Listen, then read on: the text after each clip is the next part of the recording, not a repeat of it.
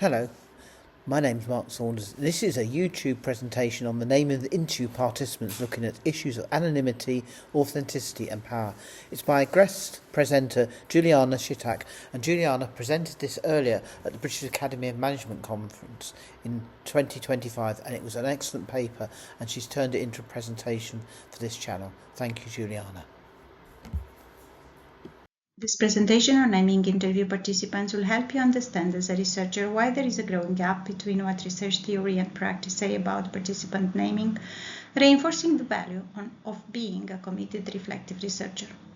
You'll learn to address the ethical dilemmas when researching with people instead of about them, and when your ethics committee's requirements might clash with what participants really want.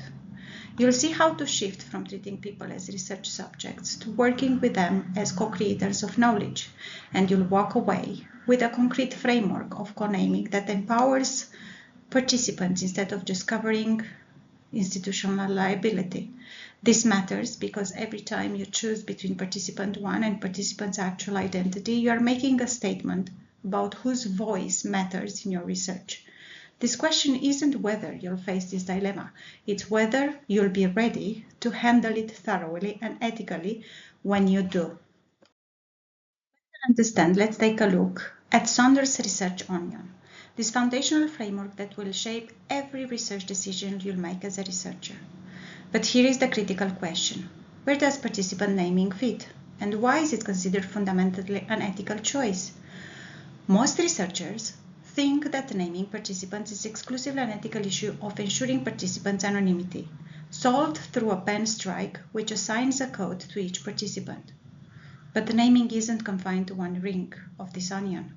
It's an ethical thread that runs through every single layer of the research onion. Your philosophical stance on human dignity, your methodological approach to power relations, your practical data collection choices, they're all ethical decisions about how you treat the people in your research. Let me explain. When you write participant 1 in your study, you aren't just organizing data. You are making ethical choices about your participant's identity, voice, and representation in your research. You decide that institutional protection matters more than participants' individual agency without even asking them about their choice. Here is the reality. Naming sits at the ethical heart of Saunders' onion because every layer forces you to confront the same fundamental question. Are we doing ethical research to people or ethical research with people? The answer shapes everything from your consent process to your final act of dissemination and publication. Ethics application ticking the box that promises participant anonymity. It seems straightforward. You are protecting people, right? But fast forward to your first interview. You are sitting across from your interview participant, Lori, an entrepreneur who says, "I want my real name in your research. My story could inspire other women just like me." Suddenly you are caught between two competing imperatives. On one side, institutional requirement, GDPR regulations, reinforcing the principle of do not harm and the right to be forgotten. On the other side, you have the imperative of authenticity and agency. Participants' agency, cultural identity, and what one participant called names being bridges to their souls. This isn't a one-time decision. You face it when applying for ethical approval, again during data collection when you're actually asking your participants for consent, and once more when you're writing your findings. At each stage, you're choosing between protection and empowerment. Here is an uncomfortable question. Have you ever been in this position or protecting participants meant erasing them? Where your attempt to do not harm actually silenced the voices you meant to amplify?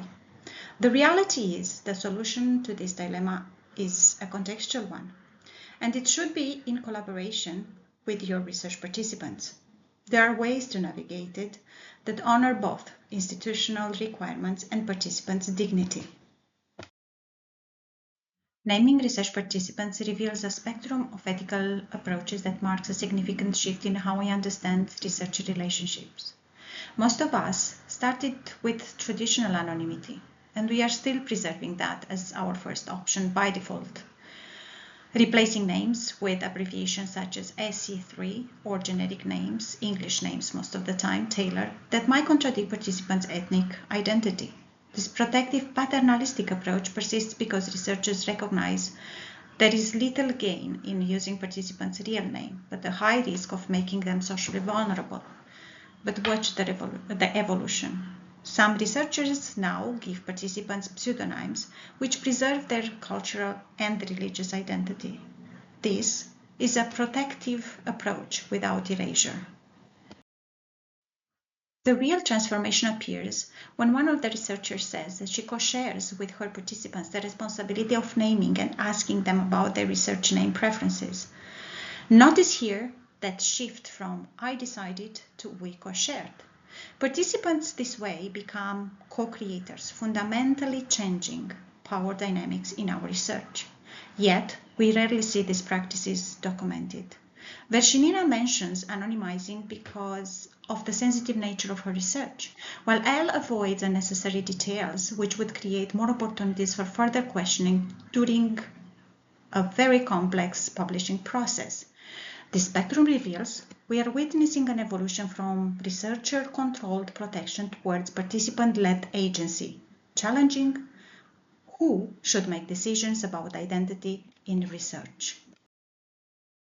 But here is where the real revolutionary methodological and ethical shift happens, when researchers experience being participants themselves. For example, we might recall what Elle, the researcher, shared prioritizing her participants' anonymity above all, and thorough reporting her naming practice. When she becomes a research participant herself, she feels empowered to craft her own identity by sharing the importance of preserving her authentic self by embedding in her research pseudonym her gender, nationality, and age, as she chooses to be named FUKBL60. Jules takes it further by echoing the responsibility of preserving her participants' authenticity in her research name, sharing that her research name should preserve her hybrid cultural identity and the name given by her mother. Notice how deeply personal this naming process becomes for her. It's about heritage, family, and belonging. Less known is the situation when we ask our research participants to be the decision makers on the naming process. The shift here is even more powerful. Laurie strategically chooses to be known by her British name, Laurie, so people can relate because she's an immigrant. She understands her audience and makes intentional choice about representation and power. But listen to Valeria's powerful statement.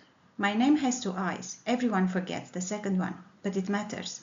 It's part of who I am. If you're going to write about me, then write about me. I've been invisible before and I do not want to disappear again. These practices reveal the fundamental truth. When we give participants real power over their representation, they make sophisticated, meaningful choices about identity, power, and authenticity that we as researchers have rarely anticipated. Given these methodological and ethical dilemmas, you may wonder what's the solution. As you might remember, we started this presentation by addressing issues of anonymity, authenticity, and power between participants and researchers. Now, as we learn the implication of naming research participants, not as a one-direction decision-making, but as a collaborative one, whereby participants become the rightful co-creators of the research process and contribution. To guide this ethical co-decision, I suggest a four-step collaborative ethical framework. First, discuss options honestly with participants. Don't just default to anonymity. Explain them the trade-offs between protection and authentic representation.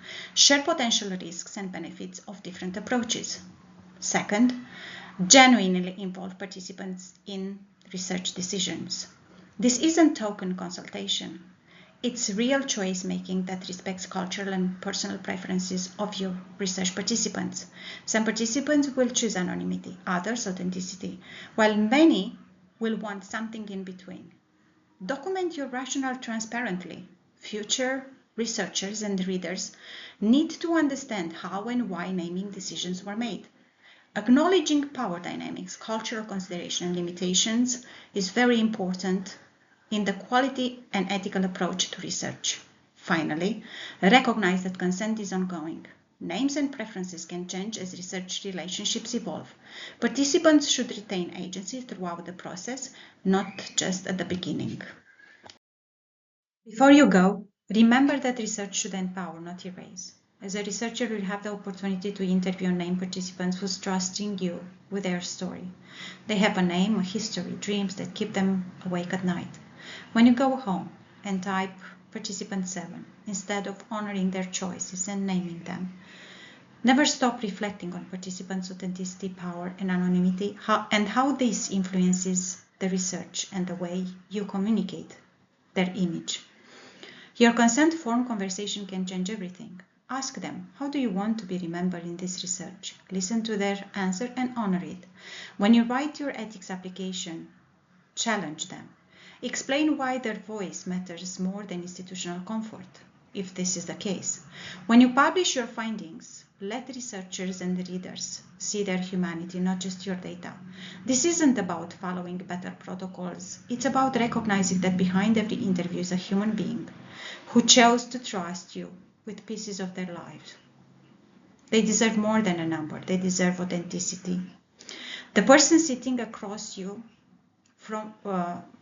from you, next research, is counting on you to get this right. Don't let them become invisible in their own story. For deeper insights into research methodologies and methods, I encourage you to explore the foundational work of Saunders, Lewis, and Thornhill, Research Methods for Business Students, along with the emerging scholarship on participant naming by Chitac, Tupac, and Vershinina. These readings will challenge you to think beyond traditional approaches and help you develop as a reflective ethical researcher.